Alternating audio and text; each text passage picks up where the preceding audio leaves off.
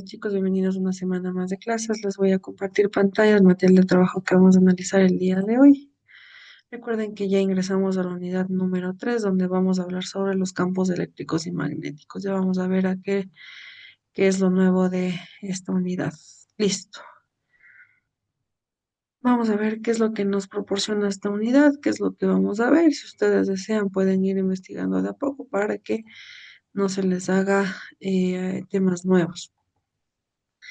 La fuerza eléctrica, tenemos carga eléctrica, ley de Coulomb, estudio del campo eléctrico, la descripción del campo eléctrico, determinación del campo eléctrico, el magnetismo, fuentes de magnetismo, explicación de magnetismo natural, estudio de campo magnético, descripción del campo magnético, representación del campo magnético, fuentes del campo magnético y todo eso vamos a ver en esta unidad.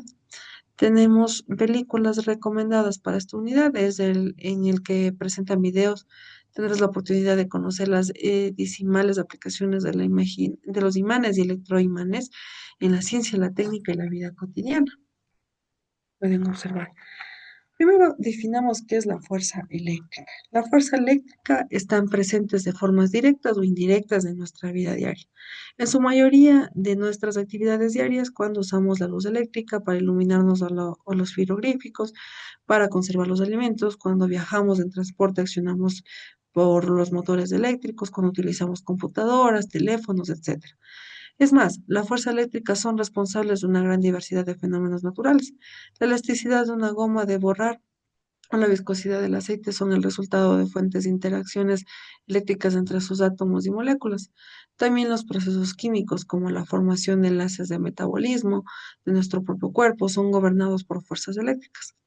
Los cuerpos cargados eléctricamente por frotamiento pierden su carga eléctrica de un cierto tiempo. Además, las descargas es una más rápida en ambientes húmedos. Esto es debido a que los electrones en exceso de un objeto con carga negativa son atraídos por las cargas positivas de las moléculas de agua presentes en el aire. Por el contrario, los objetos con carga positiva toman los electrones ligados débilmente de las moléculas de agua.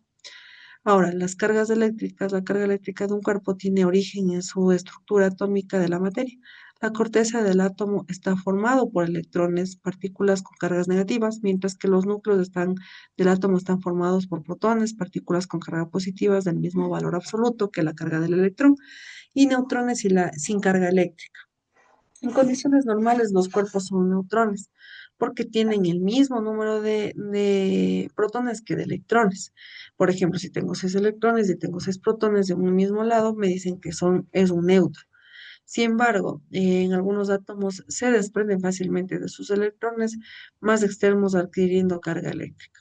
La electrización es el proceso por el que un cuerpo adquiere carga eléctrica. Por ejemplo, cuando frotamos una varilla de vidrio con un pañuelo de seda, una pequeña fracción de electrones de vidrio pasa por el pañuelo que queda con carga negativa, mientras que el vidrio queda con carga positiva. También el ámbar y otras resinas se cargan negativamente al ser frotadas con lana.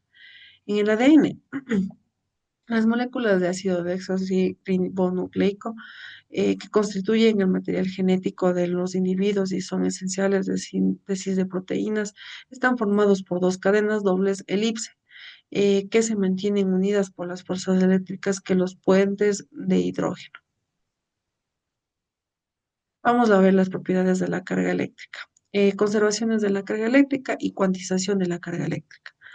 La conservación es cuando al frotar un bolígrafo de plástico con un paño de lana no se crea una carga eléctrica neta. Algunos electrones pasan por el paño al bolígrafo, de modo que el número de electrones en exceso en el bolígrafo es justamente el número de electrones que faltan al paño. En todo proceso, la carga eléctrica total permanece constante.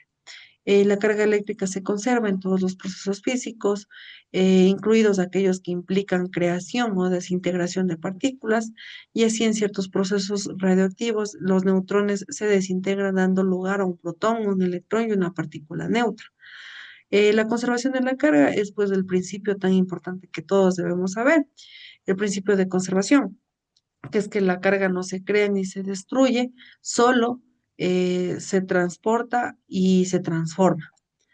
La cuantización de la carga eléctrica nació en 1909, lo hizo Robert Millikan, que nació en 1868 y murió en 1953. confirmó que la carga eléctrica siempre se presta y se presenta para los paquetes discretos. Decimos que la carga eléctrica está cuantizada cuando eh, cualquier carga eléctrica es múltiplo entero de una unidad elemental de la carga. Esta unidad elemental es justamente la carga del electrón, cuyo valor absoluto determinamos por E. Experimentalmente no se ha contado todavía con ninguna carga libre de valor y sería natural, por tanto, utilizar el valor de E como unidad para medir la carga eléctrica de un cuerpo. Sin embargo, su uso sería bastante incómodo debido a al valor tan pequeño. En el sistema internacional sabemos que es el coulombio. Entonces, esto equivale a que la carga eléctrica es igual a 1.602 por 10 a la menos 16 coulombios. El coulombio es la unidad más grande que podemos medir eléctricamente, ¿no? Las experiencias de electrización por frotamiento son cargas de orden de nanocoulombios. Esto puede darnos una idea de la magnitud del coulombio. En cambio, las cargas de movimiento pueden ser mayor magnitud. Por ejemplo, el filamento de una bombilla típica de 220 voltios o de 60 watts, que circulan a 0,27 coulombios con cada segundo. La ley de Coulomb. ¿Qué nos dice la ley de Coulomb? En 1785, Charles Agustín de Coulomb enunció la ley que expresa el valor de la fuerza que se ejerce mutuamente entre dos cargas eléctricas. La fuerza de atracción o repulsión depende de qué? De las cargas eléctricas puntuales, es decir, proporcional al producto de las cargas e inversamente proporcional al cuadrado de la distancia que los separa. Es decir, si yo tengo dos cargas negativas, se van a repeler. Los signos con los mismos signos, las cargas con los mismos signos se repelen, con signos diferentes se atraen. Tenemos aquí dos cargas que se van a repeler porque son del mismo signo. Tenemos la fuerza de 2 sobre 1 es igual a la constante de proporcionalidad por la carga uno por la carga 2 sobre la resistencia al cuadrado o sobre la resistencia al cuadrado, longitud al cuadrado y las unidades al cuadrado. Lo mismo pasa acá, pero con la diferencia de que es 1/2. La fuerza eléctrica tiene las cargas siguientes. La fuerza está dirigida a lo largo de la recta de la unión de cargas. La fuerza es repulsiva si las cargas son del mismo signo y tienen el mismo sentido o el igual que los vectores. En cambio, si las cargas son de signo contrario, estos vectores tendrían sentido contrarios. Así que las dos cargas de distintos signos se atraen. Son fuerzas a distancia. No es preciso que exista ningún medio material entre las cargas para que dichas fuerzas actúen. Siempre se presentan a pares como afirma el principio, el principio de acción y reacción. Esto es la fuerza y tienen igual módulo y dirección, pero sentidos opuestos. Experimentalmente comprobamos que la fuerza eléctrica eh, es verificada por el principio de superposición. ¿Qué era el principio de superposición? La suma de estas dos cargas, tanto de 2 sobre uno o de 3 sobre uno o de 4 sobre uno y así va sucesivamente. Es como el total de las cargas de este principio, que es el principio de superposición. En el caso de las tres o más cargas eléctricas puntuales, la fuerza resultante sobre una de ellas es la suma vectorial de todas. El estudio del campo eléctrico. Una carga eléctrica simplemente con su presencia perturba el espacio en que se encuentra o que le rodea. Llamamos ahora campo eléctrico ¿qué? A la perturbación de un cuerpo que produce en el espacio donde le rodea por el ancho y el hecho de tener solo carga eléctrica puede ser positiva o negativa o neutra en este caso. Cuando otra carga eléctrica se sitúa en esta región del espacio, interacciona el campo eléctrico y experimenta una fuerza eléctrica. La descripción del campo eléctrico es que el campo eléctrico se describe mediante dos magnitudes fundamentales, que es la vectorial, que es la intensidad del campo eléctrico, y la escalar, que es el potencial que tiene, es decir, la fuerza. Ahora, consideremos que tenemos dos cargas, tanto separadas, puede ser una y dos. Una carga de distancia, si ahora movemos también la otra carga, es decir, si movemos la carga uno a distancia de la carga 2, rápidamente la carga se verá afectada de algún motivo. ¿Por qué? Porque si tenemos una carga pequeña y la otra grande y esta grande le está dando energía a la pequeña, lo que va a provocar al alejarse es que la pequeña pierda carga y se vuelva una neutra.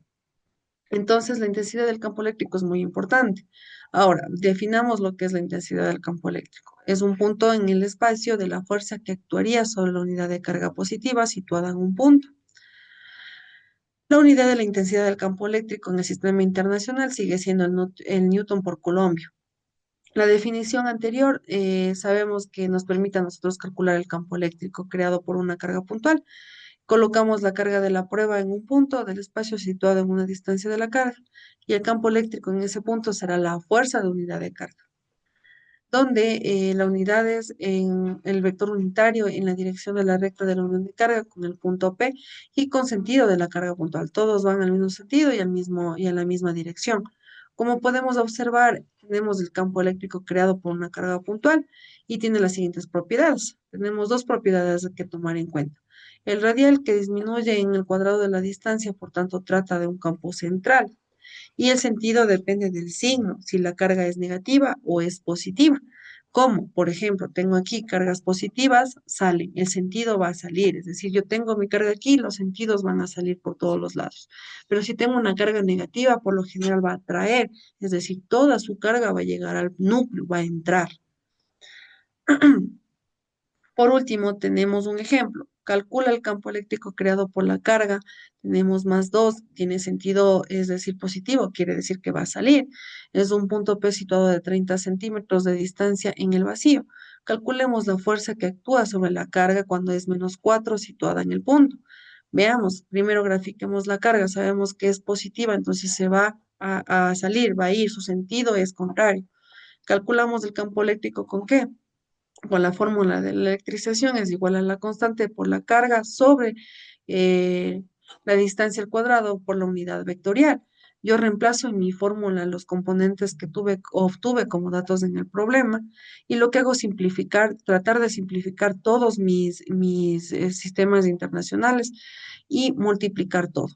A lo que me sale 2 por 10 a la quinta vectorial u vectorial, porque no tengo un número específico de la unidad vectorial, nanocoulombios.